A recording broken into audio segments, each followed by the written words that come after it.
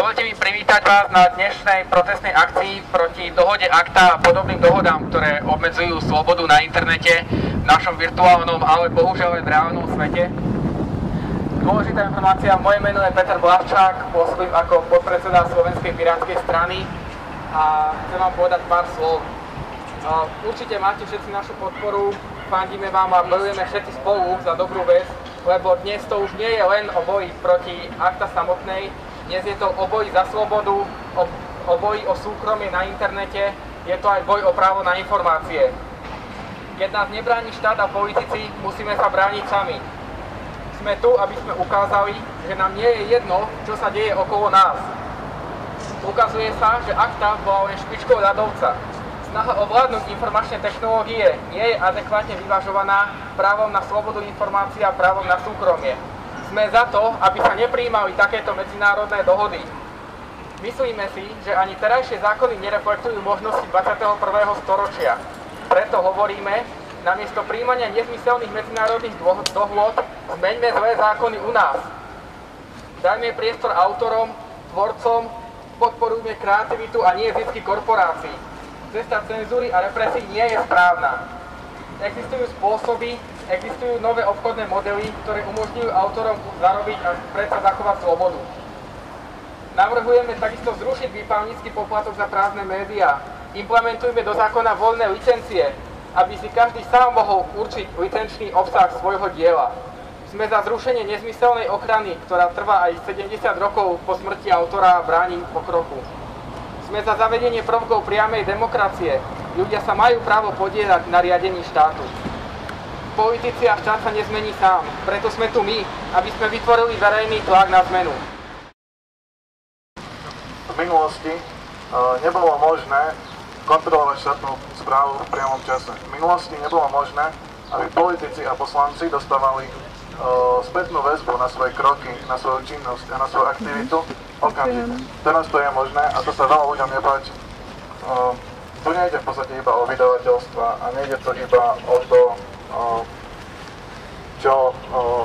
že zábavný priemysel stráca na nejakej svojej dôležitosti a stráca na tom, že v podstate je potrebný.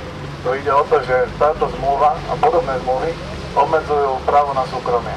Pretože v súčasnosti nie je žiaden spôsob na to, ako by bolo možné filtrovať nelegálny obsah, keď si ho posielajú dvoje užívateľe medzi sebou.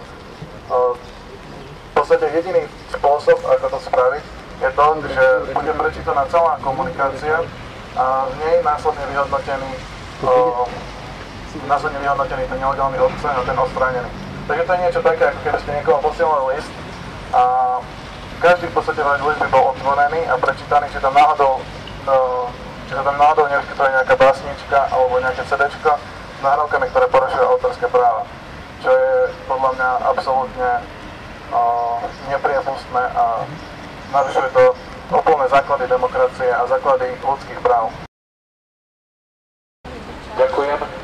Ďakujem za možnosť a chcem sa poďakovať hlavne pirátskej strane, že stále vytrváva vo svojej snahe a napriek nepríjemným počasia, napriek tomu, že už je po voľbách a možno, že aj záujem o verejné témy trošička upadá, stále držia svoje vlajky a snažia sa doriešiť to, aby, tak ako spomínal predrečník, bol zachovaný slobodný internet, ktorý nebude kontrolovaný pod rúškom úpravy autorských práv, alebo teda, tak to má byť správne, tak patentov.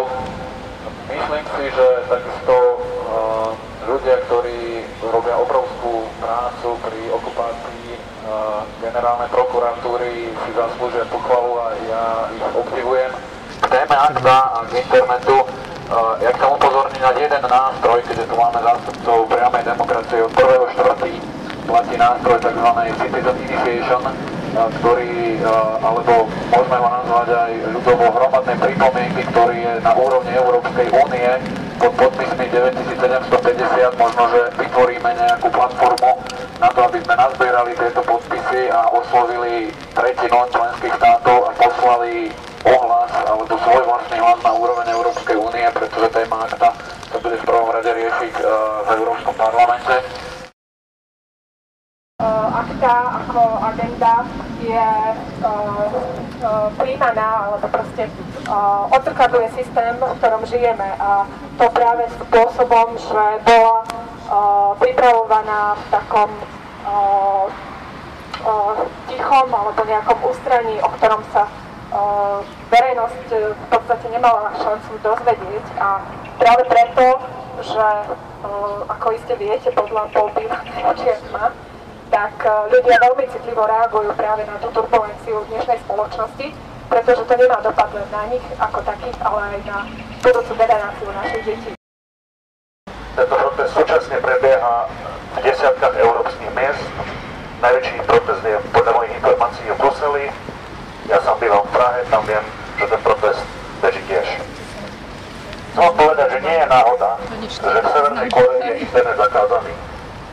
Nie je náhoda, že na svete padajú diktatorské režimy a v miestach, kde padajú, sú tie siete internetu blokované práve v tých momentoch, aj keď v podstate, musíme si povedať pravdu, obrana pred internetom nie je. Internet dáva ľuďom o mnoho väčšiu slobodu, za akú bojovali v roku 89.